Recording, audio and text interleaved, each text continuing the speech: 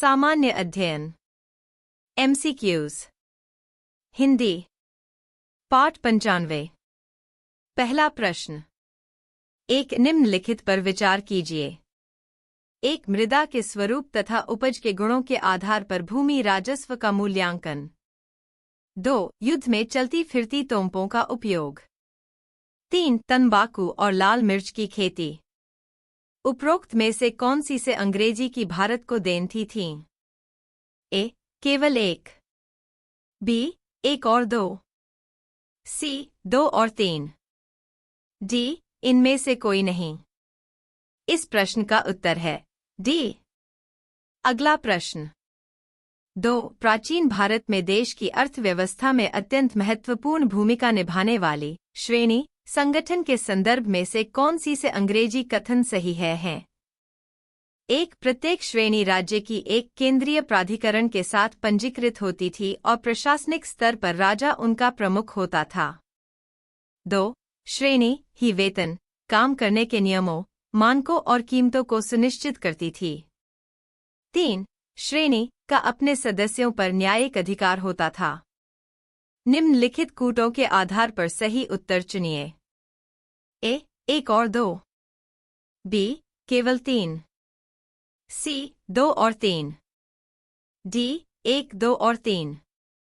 इस प्रश्न का उत्तर है सी। अगला प्रश्न।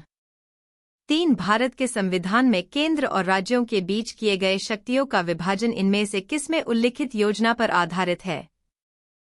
ए. मार्लेमेंटो सुधार 1909। बी. मॉन्टेग्यू चिम्सफोर्ड 1919। सी. भारत सरकार अधिनियम 1935। डी. भारतीय स्वतंत्रता अधिनियम 1947। इस प्रश्न का उत्तर है सी। अगला प्रश्न। 4. कोयले के बृहद सुरक्षित भंडार होते हुए भी भारत क्यों मिलियन टन कोयले का आयात करता है? 1. भारत की यह नीति है कि वह अपने कोयले के भंडार को भविष्य के लिए सुरक्षित रखे और वर्तमान उपयोग के लिए इसे अन्य देशों से आयात करे। 2. भारत के अधिकतर विद्युत संयंत्र कोयले पर आधारित हैं और उन्हें देश से पर्याप्त मात्रा में कोयले की आंतरिक आपूर्ति नहीं हो पाती। 3. इस्पात कंपनियों को बड़ी मात्रा में कोक कोयले की आवश्यकता पड़ती है, जिसे आयात करना पड़ता है। उपरोक्त में से कौन सा से कथन सही है? ए. केवल 1। बी. 2 और 3। सी. 1 और 3। डी. 1, 2 और 3। इस प्रश्न का उत्तर है बी। अगला प्रश्न। 5. एक व्यक्ति काली अंधेरी रात में रेगिस्तान में अकेला खड़ा था। उसे अपने गांव जाना था जो वहां से पूर्व में 5 किमी की दूरी पर था। उसके पास दिशा ज्ञान के लिए कोई यंत्र नहीं था, पर इसने ध्रुवतारे को पहचान लिया। अब उसको गांव पहुंचने के लिए निम्नलिखित में से कौन सा मार्ग अपनाना अधिकतम सुविधाजनक होगा? ए. ध्रुवतारे की दिशा में चले। बी. ध्रुवतारे से विपरीत दिशा में चले। सी. ध्रुवतारे को अपनी बाईं ओर रखकर चले। डी. ध्रुवतारे को अपनी दाहिनी ओर रखकर चले। इस प्रश्न का उत्तर है सी। अगला प्रश्न। 6 हाल में तत्वों के एक वर्ग, जिसे दुर्लभ मृदा धातु कहते हैं, की कम आपूर्ति पर चिंता जताई गई क्यों? 1. चीन, जो इन तत्वों का सबसे बड़ा उत्पादक है, द्वारा इनके निर्यात पर कुछ प्रतिबंध लगा दिया गया है। 2. चीन, ऑस्ट्रेलिया, कनाडा और चिली को छोड़कर अन्य किसी भी देश में ये तत्व नहीं पाए जाते हैं। 3. दुर्लभ मृदा धातु विभिन्न प्रकार के इलेक्ट्रॉनिक सामानों के निर्माण में आवश्यक है और इन तत्वों की मांग बढ़ती जा रही है। ए. केवल 1। बी. 2 और 3। सी. 1 और 3। डी. 1, 2 और 3। इस प्रश्न का उत्तर है सी। अगला प्रश्न। 7. निम्नलिखित आरक्षित क्षेत्रों पर विचार कीजिए।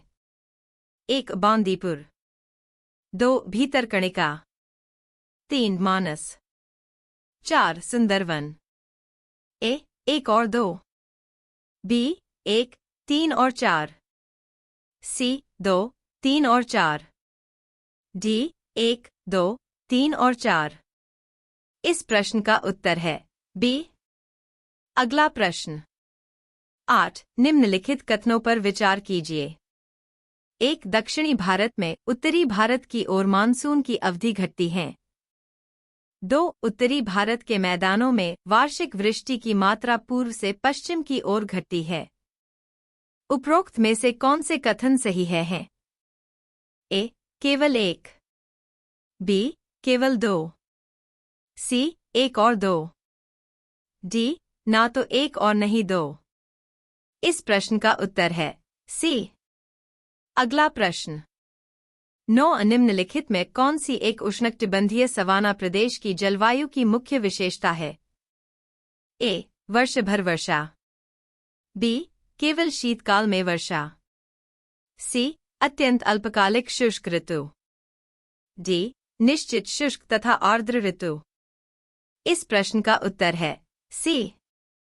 अगला प्रश्न 10। भारत के निम्नलिखित में से किस वर्ग के आरक्षित क्षेत्रों में स्थानीय लोगों को जीव भार एकत्रित करने और उसके उपयोग की अनुमति नहीं है?